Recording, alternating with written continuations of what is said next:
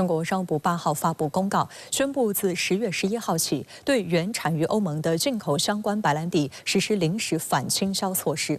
同时，中方正在依法开展关于对自欧盟进口的相关猪肉及猪副产品、乳制品等发起的反倾销、反补贴调查，以及正在研究提高进口大排量燃油车关税等措施。相关措施释放出哪些信号？来看分析。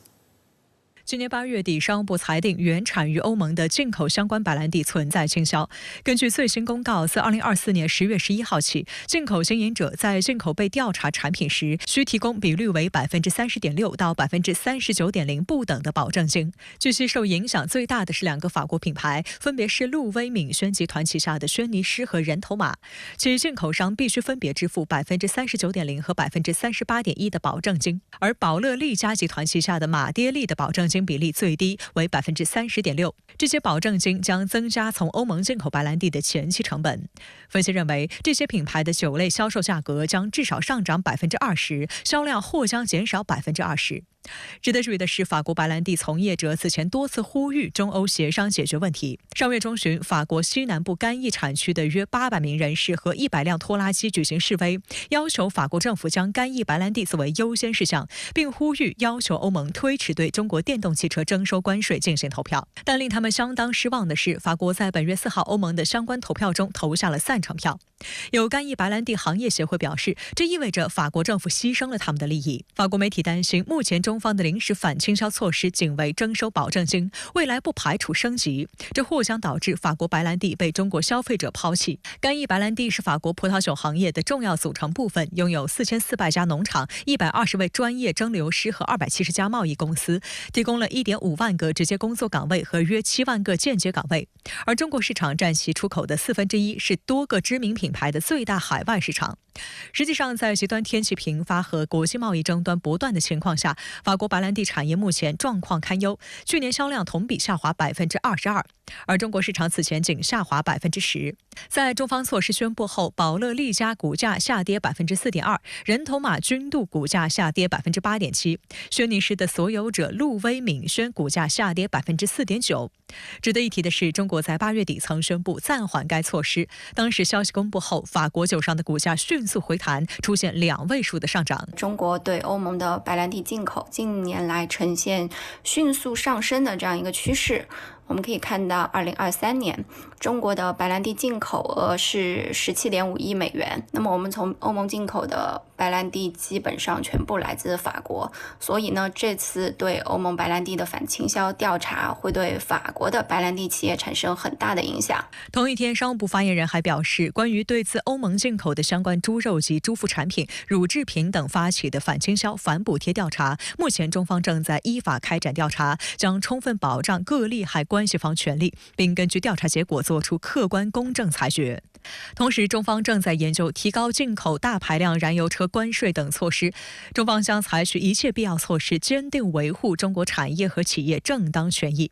在今年8月末的一次记者会上，商务部发言人何亚东曾指出，欧盟对中国电动汽车反补贴调查是典型的保护主义行为，不利于中欧汽车产业合作，不利于全球汽车产供链稳定，也不利于欧盟绿色转型和全球应对气候变化的努力。他表示，中方始终坚持绿色低碳发展理念。此前有专家提出提高大排量燃油车关税具体建议，认为这符合世贸组织规则，同时有利于汽车产业绿色转型。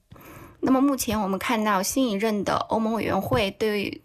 中国呢采取了更加强势的态度，那么这种做法呢不利于经贸争端的解决。我们呢希望欧方能够尽快回到理性务实、合作对话解决争端的轨道。我们希望避免出现事实上的脱钩断链的现象，这会导致双方的利益受损。上任不到1周，日本首相石破茂就因前石破茂派瞒报政治现金问题被检举。自民党黑金丑闻曾引发日本政坛大地震。虽然石破茂派系涉及金额很少，该派系也早就在2021年解散，但3年后才遭检举，而且是在石破茂出任首相之后，有何玄机？他本人又如何回应？来看报道。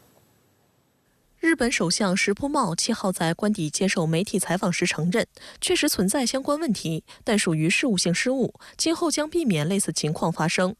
石破茂曾领导一个名为水月会的派系。本月3号，也就是石破茂当选首相后的第3天，日本神户学院大学教授上胁博之向东京地方检察院提交检举信，对石破茂等人进行检举，指控水月会在2019年至2021年举办的政治集资宴会中，收支报告的收入部分少计了总数约80万日元，约合人民币3.8万元。石破茂被认为是自民党内的少数派。2015年，为与安倍晋三竞争自民党总裁，成立了自己的派系水月会，但始终缺乏号召力。在2020年的党总裁选举中败给菅义伟后，派阀所属议员接连退出，最后只剩下12人，派阀运营出现困难。2021年宣布解散。值得一提的是，瞒报政治现金，给自己的派系搞小金库，是自民党派阀政治多年来的痼疾。今年早些时候遭大规模检举而曝光一系列黑金丑闻，引发自民党内部大地震，党内所有派系解散。不过，日本舆论普遍认为，自民党派阀的解散不过是假装解散，派阀的核心根基实际上依然存在。不论派阀解散是真是假，自民党的支持率一路走低。石破茂9月底选上自民党总裁后，曾表示要挽回因此而受损的国民信心，但不到1周，他自己就遭人检举，令日本舆论哗然。很明显的呢，就是在选举时间，大家都没有讨论这个事情，但是呢，选举完以后，他坐上了这个首相的位置呢，就马上出现人家就攻击这个，那显然就是那个安倍啊、麻生派对他的不满意嘛，因为他们本来是支持那个高市早苗嘛，没有当选。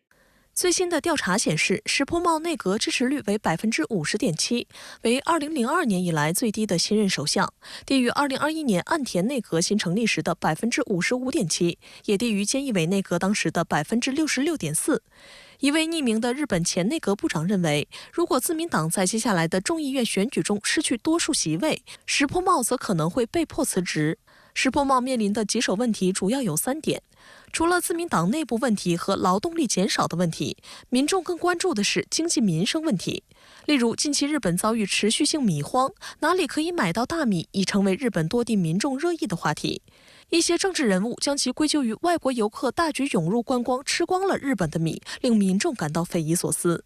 根据日本厚生劳动省10月8号公布的数据，日本人的实际工资较上年同期下降0.6%，而物价却在上涨。日本产经新闻对该国汽车产业的竞争力下降感到忧虑。在全球最大汽车市场中国，日系汽油车的吸引力下滑，电动车的优势尚未建立。而在半导体产业领域，日本有约1半的高端制造设备被中国企业购买。该报认为，半导体产业政策近年来受到美国的影响越来越明显。原本日本参与的东亚半导体产业链合作正在遭到人为的破坏。此外，近日中国股市大涨，带动东京证券交易所上市的中国股票和基金飙涨。有日本舆论呼吁石破茂要倾听股市声音。外界认为，石破茂在其首次施政演说中重提中日战略互惠，是对民意的积极回应。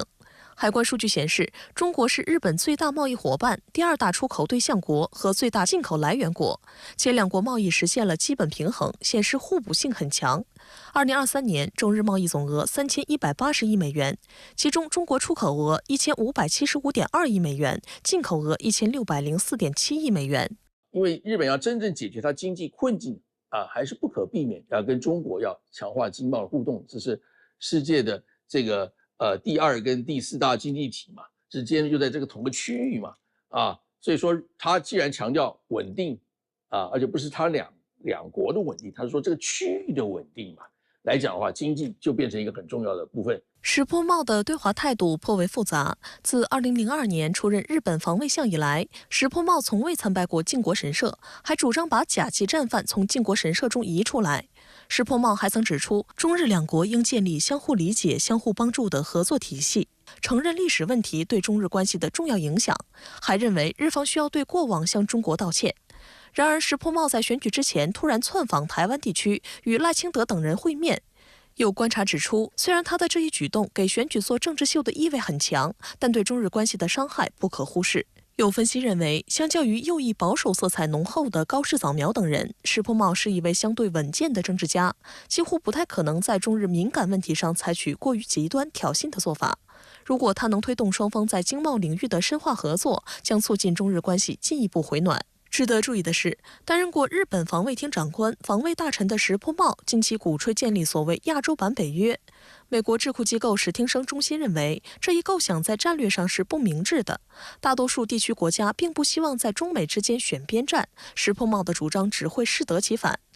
外界注意到，日本现任外务大臣岩屋义和防卫大臣中谷元2号在记者会上对石破茂的说法进行了回调。他说，眼下并未就新首相石破茂有关建立亚洲版北约的提议展开工作。石破茂本人在其首次施政演说中也没有再提及所谓亚洲版北约。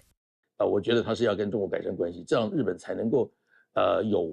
拓展它的外交、提高它的国际地位的机会。日本要成为一个真正的大国，它必须要跟美国跟中国同时都要好，那才能够凸显出它的重要性啊。所以的话，我觉得他是会愿意跟中国改善关系。